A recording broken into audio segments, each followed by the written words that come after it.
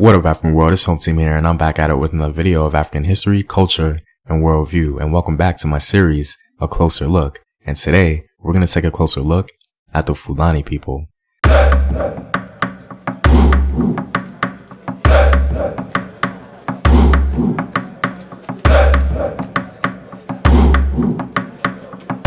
And as always, if you want access to full courses, exclusive videos, or if you simply want to support the home team, you can do so on patreon.com.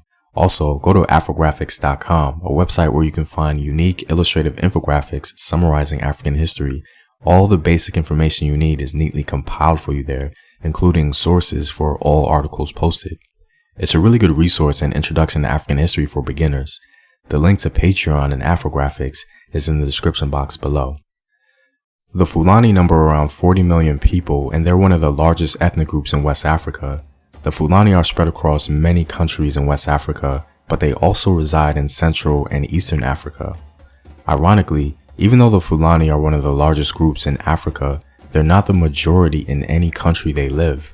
A more proper way to address a Fulani is the word Fulbe. The Fulbe are called by many names by their neighbors, such as Pure, Fula, Fulani, Falata, and many more. The Fulbe as a whole are largely considered as a semi-sedentary people. However, one popular subgroup of the Fulbe people, called the Wudab, remain nomads. Popular characteristics of the Fulbe population tends to be their slightly lighter skin, longer hair, and generally more alkaline features. Although these features are popularized as being typical Fulbe features, the Fulbe population is not homogeneous. Their features are very diverse, and in some regions, they can be nearly indistinguishable from their West African neighbors. This fact proves that the Fulbe people were always on the move and mixed in with the populations in which they settled. Theories on Fulani origins can range from outlandish, superficial, to even plausible. According to Mausalam, a Fulbe historian, the origin of the Fulani is ancient Egypt. His argument is that the Fulani, because of chaos and disorder, found their way from Eastern Africa out of the Nile Valley across the Sahel to Senegal. However, most scholars actually reject this idea. One plausible idea about the origins of the Fulani is that they simply originated in North Africa, as some scholars point to clear Fulbe culture on the rock paintings in Algeria. But a more accepted theory is that the Fulbe originated in the region of Senegal because their language is closely related to Wolof. Most Fulbe are Muslims and converted to the religion relatively early. Some scholars believe that Islam almost completely eradicated any form of traditional pastoral Fulbe beliefs. Their traditional African religion isn't really well known. However, one pre-Islamic Fulbe belief system exists concerning a cow god. Practicing cow worship, the Fulbe believed that Jeno, the supreme being, created the universe from a drop of milk, and a pantheon of deities oversaw animal husbandry. One cultural hero of the Fulbe is Goroba Dike.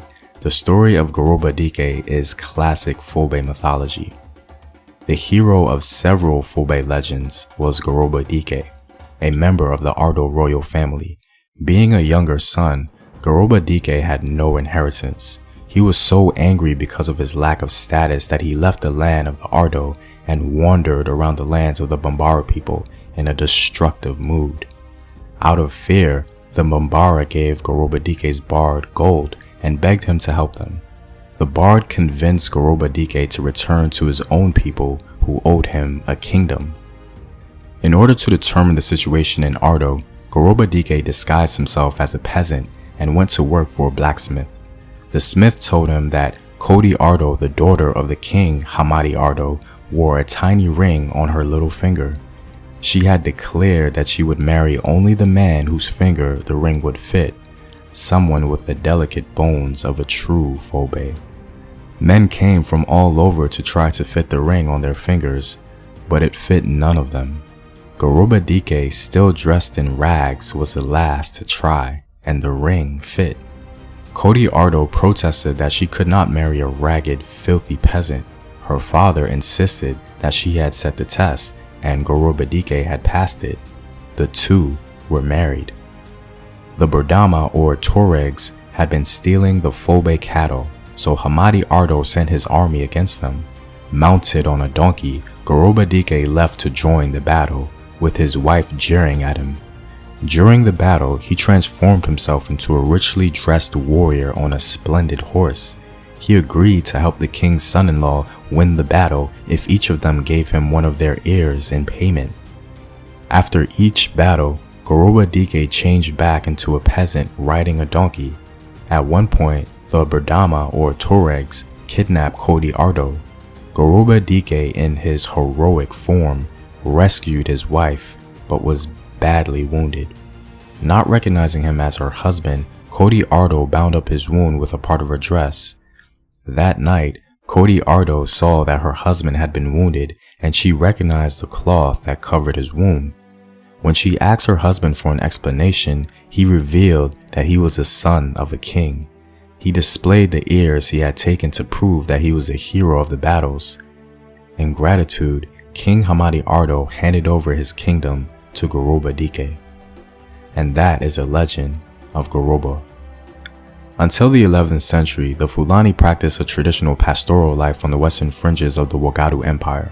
With the fall of Wagadu in the 11th century, a new Islamic state known as Tekrur arose in the Senegal Valley, and many Fulbe for the first time adopted a settled existence. They emerged with the settled population to form a Fulbe-speaking subgroup known as the Tukulor. Because of their presence in Tekrur and their new Islamic vigor, many Fulbe, along with other Mandate groups, were soldiers in the Almoravid army. In other words, the Tekrur Fulbe were one of the ethnic groups that made up the Almoravid Moorish regiment. By around the 14th century, Fulbe groups had begun to gradually migrate southward and eastward from their proposed origin in Senegal. By the 15th century, they had arrived in Guinea and Mali. A century later, they arrived in Hausaland and Bornu in Nigeria. As the Fulbe began to move and interact with other people, they began to take up slightly different identities. Most Fulbe, known as the Fulani Bororo or Cattle Fulani, maintained a traditional pastoral lifestyle. Others, however, known as the Fulani Gida or Town Fulani, took up a settled existence in the towns and kingdoms of Mali, Songhai, and the Hausa states. Many Fulbe after some time became overzealous in their Islamic faith and began jihad on other African ethnic groups. They created various kingdoms in West Africa, but the most powerful by far was the Sokoto Caliphate in northern Nigeria. In northern Nigeria today, the Fulani Gida have gradually merged with wealthy Hausa people, forming a new group sometimes referred to as the Hausa Fulani. This group is largely regarded as the ruling class of northern Nigeria. Many people, for whatever reason, assume that the Fulbe weren't taken in the Atlantic slave trade, and that simply isn't true at all. The Fulbe were victims and victimizers of the Atlantic slave trade. Many notable enslaved Fulbes were very wealthy people like Ayuba Diallo, Abdul Rahman Ibrahim Ibn Sori, and Omar Ibn Said, just to name a few. Contrary to popular belief, many of us in the diaspora have Fulbe ancestry either on our paternal or maternal lines. Well, I'm all out, guys. If you like these videos and want to support in its continued production, you can go to patreon.com. You can also check out Afrographics.com for illustrative infographics on African history. Links to Patreon and Afrographics are in the description box below. Know thyself, remember your ancestors. Peace.